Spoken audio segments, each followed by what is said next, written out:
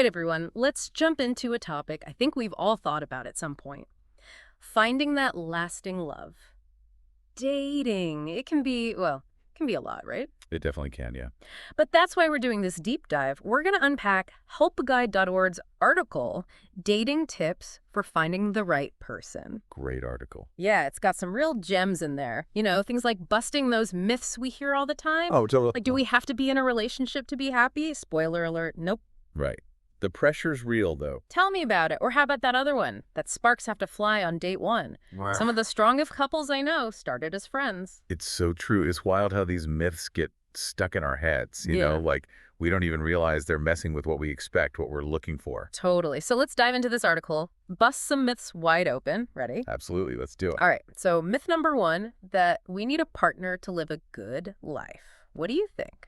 It's so ingrained, Yeah. right? But I love how this article lays it out. Happiness isn't some exclusive thing. It's not just for couples. Right. You can be single, in love with your life, and that's amazing. Absolutely. I think I learned that one the hard way. Oh, how so? Well, let's just say sometimes being single is way better than being in the wrong relationship. 100%. Hmm. And speaking of things we learn along the way, that whole love at first sight thing, the instant sparks. Yeah. What about it? Another myth. The article debunks that big time. Seriously, I used to think if there weren't fireworks on date one, it was over. Now I'm like, hold on, maybe the best stuff takes time. Exactly. It's like that saying, right? It's Yeah. the slow burn that often creates the deepest, most lasting kind of connection. Oh, I like that. Deep and lasting, that's what we want. Yeah. And while we're on the topic of what we want, can we talk about that whole idea of changing someone to fit, like our ideal partner checklist? Oh, yeah, the article talks about that too. It's a classic trap to avoid. Big time. So what's the antidote? How do we stop trying to force people into boxes? It comes down to acceptance, you know, appreciating someone for who they are, not who we wish they were. You mean like their quirks and flaws and all? Absolutely. Those are part of what makes them unique. Okay, that's actually kind of freeing when you think about it that way. No more trying to mold someone into my fantasy perfect partner. Exactly. That's why I loved the article's focus on values. When you connect on those deeper levels, Yeah, those core things. that's where you find out if you're really compatible long term. So instead of obsessing over, like, whether they have the exact job title I imagined, or how many Instagram followers they have, it's about, what, their character. Right. Are they kind, compassionate, respectful? Do they make you laugh? Those are the qualities that truly matter. Okay, I'm tracking. It's about those non-negotiables. Yeah. The things we aren't willing to budge on versus the stuff that's more, like, open for discussion. It's knowing the difference, right? Like, maybe their taste in music is a little off, but hey, if they're passionate about learning and growing, like me, that's a win. Exactly. And the article had some great specific examples of this, like looking for someone who's curious rather than just like traditionally intelligent. Ooh, interesting. So it's not just about what they know now, but their potential to keep learning, to be open to new things. Exactly. Curiosity implies that openness, that desire to grow. I like that a lot. And they had another one, right? Something about being caring. Yes. Valuing someone who's genuinely caring and compassionate over just, say, being physically attractive. Because looks fade, but a good heart. Now that's something Right. that gets more valuable over time. So listener, what about you? What are your non-negotiables in a partner? What are those core values that are absolute must-haves for you? What wouldn't you compromise on? Okay, so let's say we've ditched the myths, we know our non-negotiables, and bam, we got a date. All right. But now the question is, how do we handle those first date jitters? Asking for a friend. Oh, the nerves are real. But the article had some good stuff on this. It's all about being present. Oh, easy, right. Just be present, no big deal. I know, easier said than done. Seriously, I used to spend half the date in my head, trying to predict what they were thinking, planning my witty responses. Instead of, actually listening, Oops. Yeah, that. happens to the best of us. But the article is right. Real connection, it comes from being in the moment. So put the phone away, silence that inner critic. Got it. Any tips for actually, like, doing that? Really tuning in to the other person? Active listening, they talked about that a lot. Mm. And it's not just the words, it's those nonverbal cues too. Oh, interesting. Like what? Body language, you know? Yeah. Are they leaning in when you talk, Yeah. making eye contact? I never thought about that. They can tell you a lot. Okay, I'll be on the lookout for those. But also, sometimes those cues are a little too clear, Oh, tell me about it. Had this one date, the guy spent the whole time looking over my shoulder, Like he was searching for anyone more interesting. Ouch. Yeah, that's rough. Yeah, needless to say, no second date there. I can imagine. But okay, so it's not just about reading the other person, it's about being genuinely curious, right? Exactly. Like less about impressing them with my amazing stories and more about actually listening to That's theirs. it. Finding those common threads, letting the conversation flow naturally. Okay, I can do that. But you know what's not so natural? Rejection. Ugh. Yeah, the dreaded R word. It's part of the game though, right? It is, unfortunately. So how do we deal with that without, spiraling into self-doubt? The article had a great perspective on this. It's about reframing rejection. It's not always personal. Wait, really? Seriously. Sometimes it's just bad timing, different life stages. Or they're just not looking for the same thing. Exactly.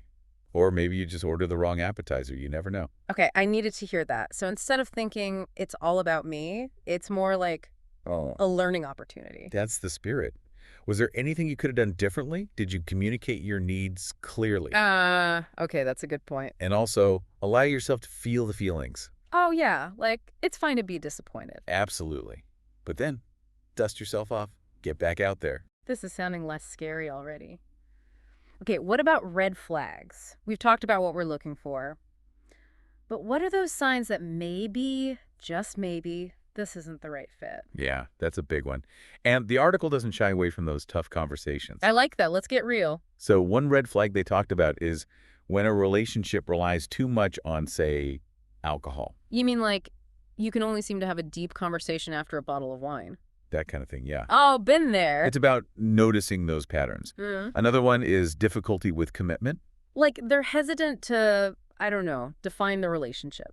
It could manifest in different ways, but it's about being aware of those signals. Okay, so pay attention to the signals. Got it. And another big red flag, controlling behavior. Oh, yeah, that's a deal breaker for sure. Any attempt to isolate you from loved ones, to dictate your choices. That's a big no-no. It's about respecting boundaries, both Right. yours and theirs. And speaking of boundaries, maybe we should take a quick break.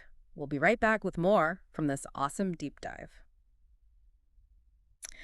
Okay, so we've dodged the red flags. Things are looking good. Maybe this is even, dare I say it, turning into a real relationship. The plot thickens. Right. But how do we shift gears from those early stages to actually building something strong, something that lasts? That's $1 million question, right? And luckily, this article has some answers. It does. One thing they emphasized was that relationships, they need attention. Okay, like more than just posting cute selfies together. Way more than that. It's about putting in consistent effort, nurturing the connection. I like that word, nurturing. How do we do that, practically speaking? Well, it starts with communication. Yeah, communication is key. Everyone says that. It's true, though. And I'm not talking about just, like, surface-level stuff. Oh, so no more just talking about our favorite Netflix shows. I mean, you could do that, too. But the real magic happens when we're open and honest about our feelings. Even when it feels a little scary to be vulnerable. Especially then. It's about letting your guard down, trusting your partner. That's way harder than it sounds, to be honest. It takes practice. And it's a two-way street. So I need to be brave enough to share my feelings, but also be a good listener when my partner's doing the same. Exactly. And speaking of listening, the article had some great points about conflict resolution. Because even in the best relationships, we're going to disagree sometimes, right? Absolutely. It's inevitable. So it's less about avoiding arguments and more about, like, how to fight fair. Exactly. They talked about things like really listening to understand, not just waiting to respond. Oh, I am so guilty of that sometimes. And being willing to compromise, to find solutions that work for both people. Man, relationships are a lot of work. They are. But the payoff is worth it when you find that special someone. Totally agree. Okay, so we're communicating, we're handling disagreements like pros. Anything else we can do to build that lasting love? This last point from the article really resonated with me. It's about being open to change, to growth. Because we're not the same person we were 5 years ago. Yeah, exactly. We're constantly evolving, and our relationships need that space to evolve too. So, like, holding on too tightly to how things used to be can actually be harmful. You can create tension, stifle growth. It's about learning to adapt together, to embrace the journey. I love that. Embrace the journey. Well, on that note, I think we've reached the end of our deep dive. We've busted myths, talked red flags, and even explored what it takes to make love last. Phew, we covered a lot of ground. We did. So, any final words of wisdom for our listeners out there navigating the dating world? Remember, finding love is amazing, but it's not the be-all and end-all. Focus on building a fulfilling life, on being your best self.